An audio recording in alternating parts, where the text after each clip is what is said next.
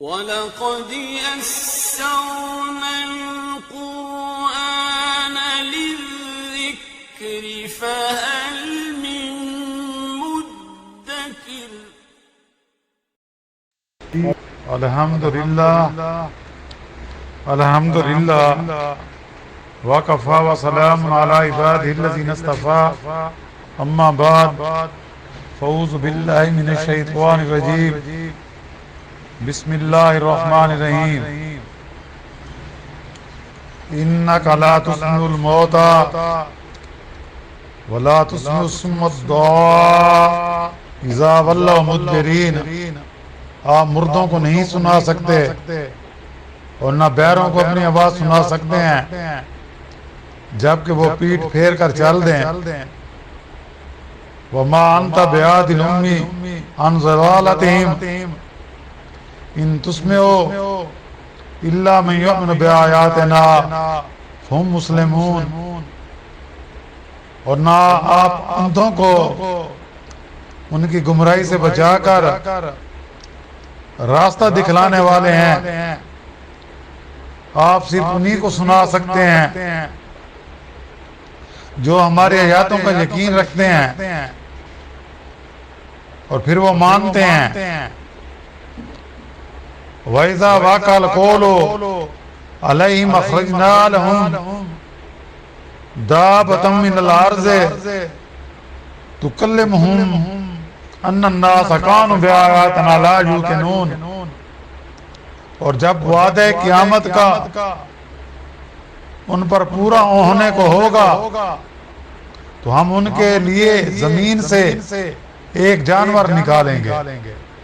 کہ وہ ان سے باتیں کرے گا۔ کافر لوگ ہماری یعنی اللہ تعالیٰ کی آیاتوں پر یقین نہ لاتے تھے۔ سبحان ربک رب العزت عما یصفون وسلام علی المرسلین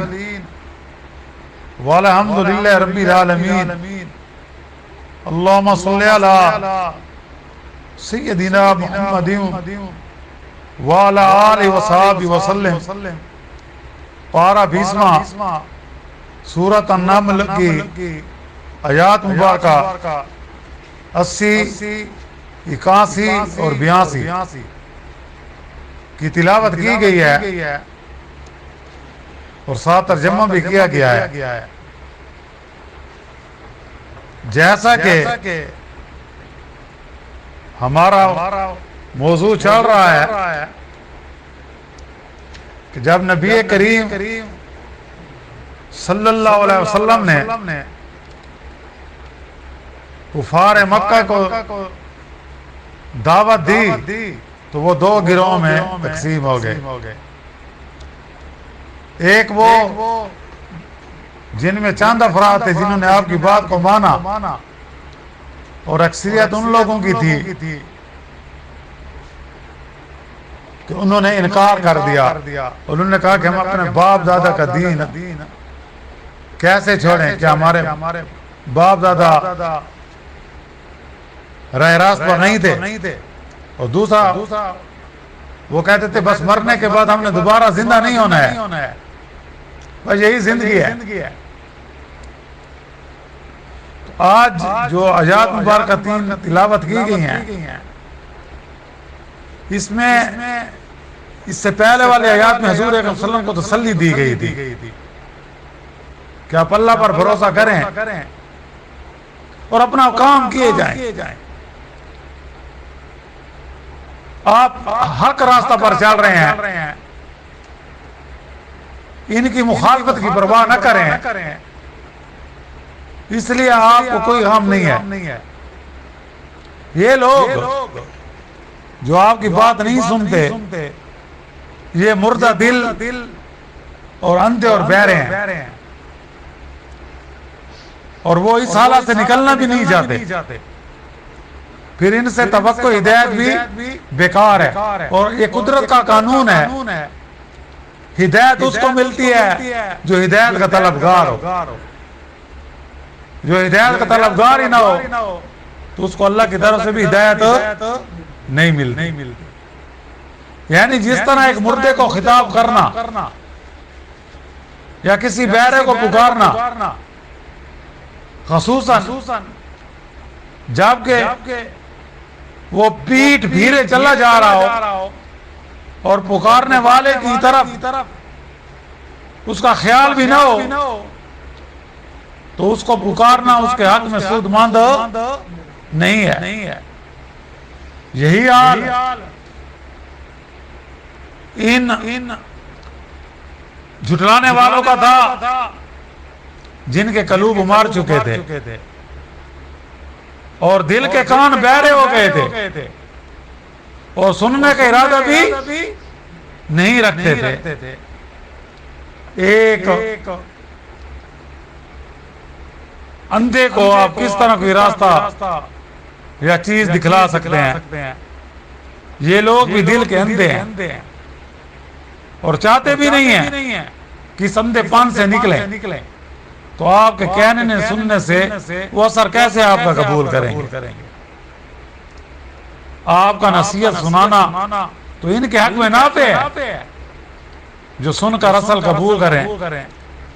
اثر قبول کرنا یہی ہے کہ اللہ کی باتوں پر یقین کر کے فرما بردار بن جائے۔ اور آخر میں بتلایا گیا کہ اب یہ منکرین قیامت کو نہیں مانتے، لیکن جب وعدہ قیامت کا ان لوگوں پر پورا ہونے کا ہوگا، یعنی جب قیامت کا زمانہ قریب آ پہنچے گا، یہ قیامت کی نشانیوں میں سے ایک نشانی ہے، اللہ نے خود قرآن میں بیان کیا کہ آخر وقت میں ایک جانور زمین سے نکلے گا۔ یہ قیامت کی بڑی نشانیوں میں سے ایک بڑی نشانی ہے۔ قرآن مجید میں آج جو ہم نے یہ آیات پڑھی ہے، وَإِذَا وَقَعَ الْقَوْلُ عَلَيْهِمْ أَخْرَجْنَا لَهُمْ دَابَّةً مِنَ الْأَرْضِ تُكَلِّمُهُمْ أَنَّ النَّاسَ كَانُوا بِآيَاتِنَا لَا يُوقِنُونَ، کہ جب وعدہ قیامت کا ان پر پورا ہونے کو ہوگا تو ہم ان کے لیے زمین میں سے ایک جانور نکالیں گے کہ وہ ان سے باتیں کرے گا۔ کافر لوگ ہماری آیاتوں پر یقین نہیں لاتے۔ یہ قیامت کی نشانیوں میں سے ہے کہ جانور زمین سے نکلے گا اور وہ لوگوں سے باتیں کرے گا۔ اللہ کی اپنی حکمت کہ منکرین قیامت اللہ کی باتوں کا یقین نہیں کرتے تھے، اب قیامت قریب آ پہنچی ہے، تو اس جانور جس کا نام دابۃ الارض ہوگا، دابہ کا مطلب بھی جانور کو رہتے ہیں، دابۃ الارض کا مطلب زمین سے نکلنا، اس کے ذریعے سے کفار کو یہ دکھلایا جائے گا کہ جس چیز کو تم پیغمبروں کے کہنے سے نہیں مانتے تھے، آج وہ ایک جانور کی زبانی سن کر ماننی پڑے گی، مگر اس وقت کا ماننا مفید اور نافع نہیں ہوگا۔ تو یہاں یہ بھی ہو سکتا ہے کہ شاید اللہ ہی بہتر جانتا ہے کہ یہ نشانی جو ہے جب سورج مشرق کی بجائے مغرب سے نکلے اور پھر غروب ہو جائے، اس کے بعد توبہ کا دروازہ بند ہو جائے گا نا، توبہ کا دروازہ بند ہو جائے گا اور اہل ایمان آہستہ ختم ہو جائیں گے، شاید اس دور میں نکلے، یہ بھی ہو سکتا ہے، کیونکہ جہاں یہ کہا گیا ہے نا پھر اس وقت کا ماننا مفید اور نافع نہیں ہوگا،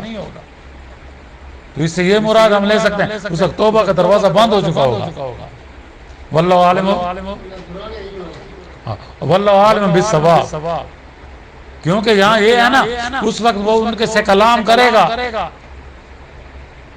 تو یہاں یہ ہے کہ اس وقت وہ ان کا معنی نافع نہیں ہوگا، تو نافع نہیں ہوگا تو اس کا مطلب ہے توبہ کا دروازہ بند ہو چکا ہوگا نا، یہ بھی ہو سکتا ہے۔ ماننے کا جو وقت گزر چکا ہوگا، روایات سے معلوم ہوتا ہے کہ اس جانور دابۃ الارض کا ظہور بالکل آخر وقت میں سورج کے مغرب سے نکلنے کے بعد ہوگا، بات کلیئر ہو گئی، سورج کے مغرب سے نکلنے کے بعد ہوگا۔ حضرت مولانا شاہ رفیع الدین صاحب مدے سے دہلوی، یہ کون تھے؟ یہ شاہ ولی اللہ رحمۃ اللہ علیہ کے بیٹے تھے، حضرت شاہ ولی اللہ کے، جنہوں نے قرآن مجید کا ترجمہ بھی کیا ہے، لفظی ترجمہ یہ پڑھا ہے، اگر کوئی دیکھنا چاہے تو میرے پاس بھی پڑھا ہے۔ میں اپنی کتاب قیامت نامہ میں تحریر کیا ہے کہ ماہ ذی الحج میں یوم نار کے بعد رات اس قدر لمبی ہو جائے گی، مسافر تنگ دل ہو جائیں گے، بچے خواب سے بیدار، مویشی چراگاہ کے لیے بے قرار، یہاں تک کہ لوگ بے چینی کی وجہ سے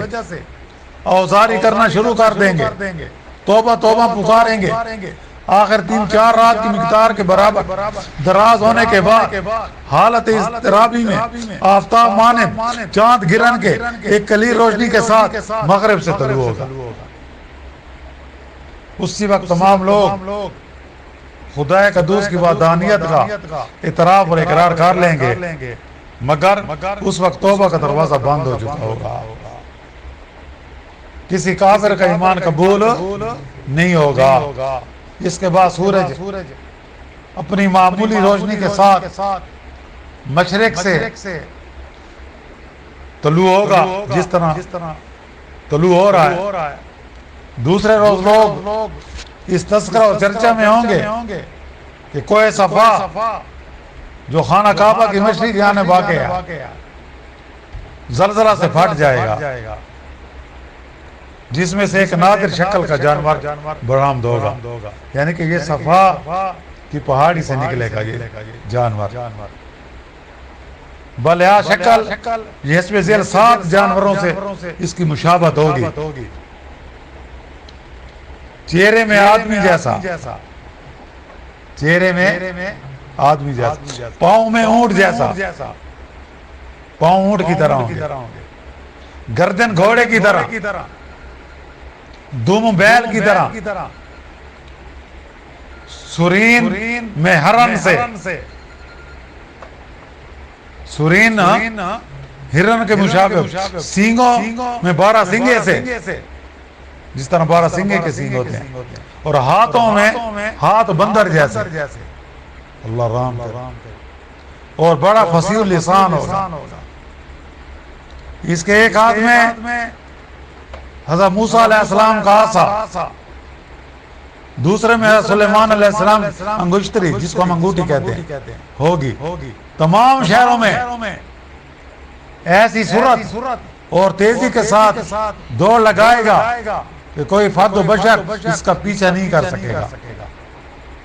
کوئی بھاگنے والا اس کے چھٹکارا نہ پا سکے گا، ہر شخص پر نشان لگاتا جائے گا۔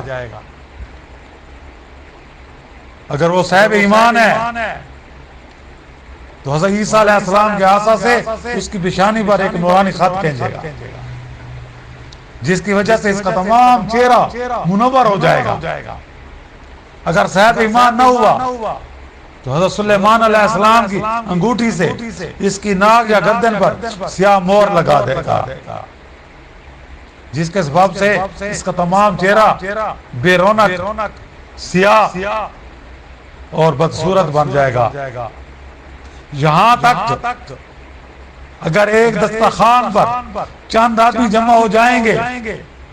ہر ایک کفر و ایمان میں بخوبی امتیاز ہو سکے گا۔ آپس میں بیٹھے ہوں گے تو پتہ چلا، ایک دوسرے کو دیکھ کر اندازہ لگا لیں گے یہ ایمان والا کہ ان کا نور جلا کرا، یہ جو ہے ایمان والا نہیں ہے، اس کے چہرے سے کیا ہے،